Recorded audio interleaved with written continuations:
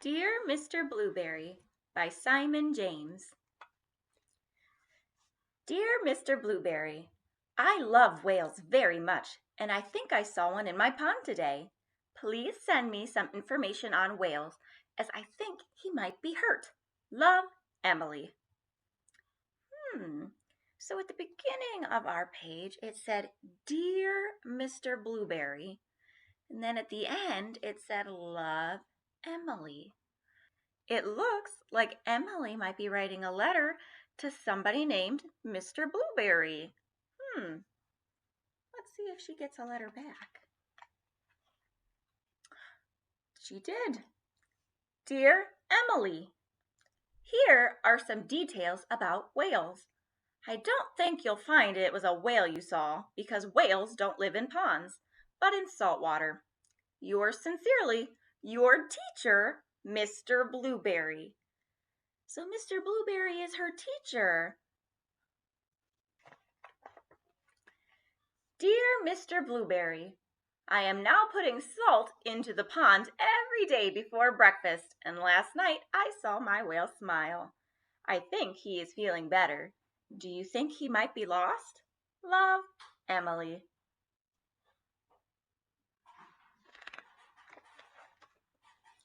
Dear Emily, please don't put any more salt in the pond. I'm sure your parents won't be pleased. I'm afraid there can't be a whale in your pond because whales don't get lost. They always know where they are in the oceans. Yours sincerely, Mr. Blueberry. So every day it seems like Emily is writing her teacher a new letter about the whale that she is seeing in her pond. Do you think the whale is really there?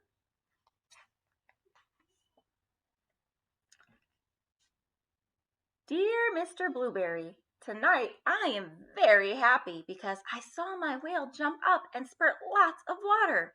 He looked blue. Does this mean he might be a blue whale? Love, Emily. P.S. What can I feed him with? So at the end of the letter, after she said, Love, Emily, she said, P.S. and then asked a question.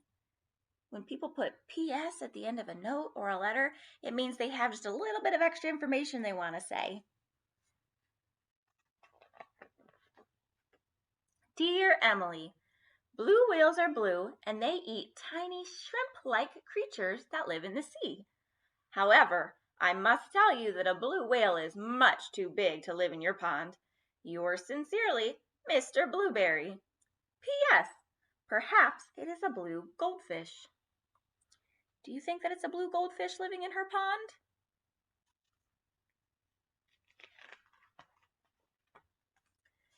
Dear Mr. Blueberry, last night I read your letter to my whale.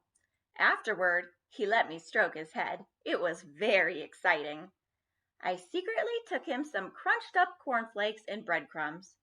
This morning I looked in the pond and they were all gone. I think I shall call him Arthur. What do you think?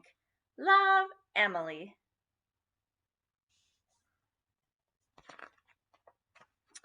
Dear Emily, I must point out to you quite forcibly now that in no way could a whale live in your pond. You may not know that whales are migratory, which means they travel great distances each day. I'm sorry to disappoint you. Yours sincerely, Mr. Blueberry. So Mr. Blueberry is telling Emily, there's no whale in your pond.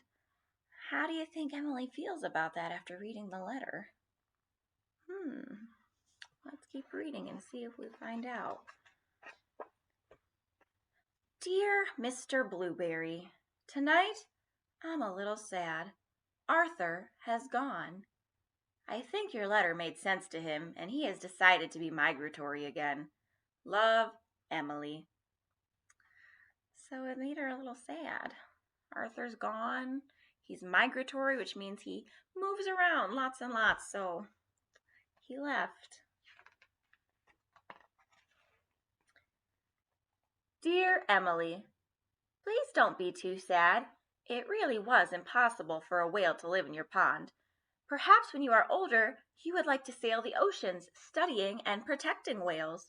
Yours sincerely, Mr. Blueberry.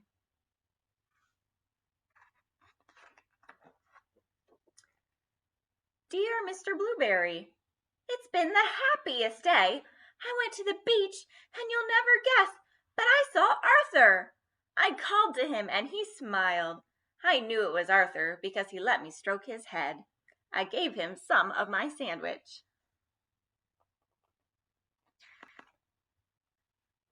And then we said goodbye. I shouted that I loved him very much, and I hope you don't mind, I said you loved him too. Love, Emily and Arthur.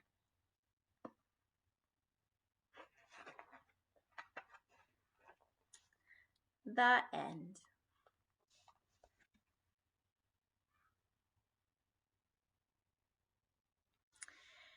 It's vacation time, so Emily has to write to her teacher for help when she discovers a blue whale living in her pond. Mr. Blueberry answers that she must be mistaken because whales live in the ocean, not in ponds. Throughout the summer, Emily and Mr. Blueberry exchange letters until Emily has a happy surprise to share with her teacher. In the process, Emily learns a lot about whales, and Mr. Blueberry learns some things as well. Mr. Blueberry learns about imagination, faith, and love. So in the story, Emily said that she saw a whale in her pond. And what do you think? Was there really a whale in the pond? Probably not, because ponds aren't very big and whales are quite large.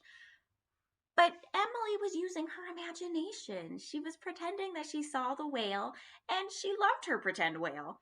And I think it took Mr. Blueberry a little while to realize that Emily was using her imagination.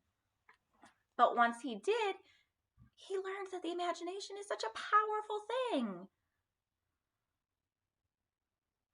Using your imagination lets you explore and learn while playing at the same time. What kind of things do you like to imagine?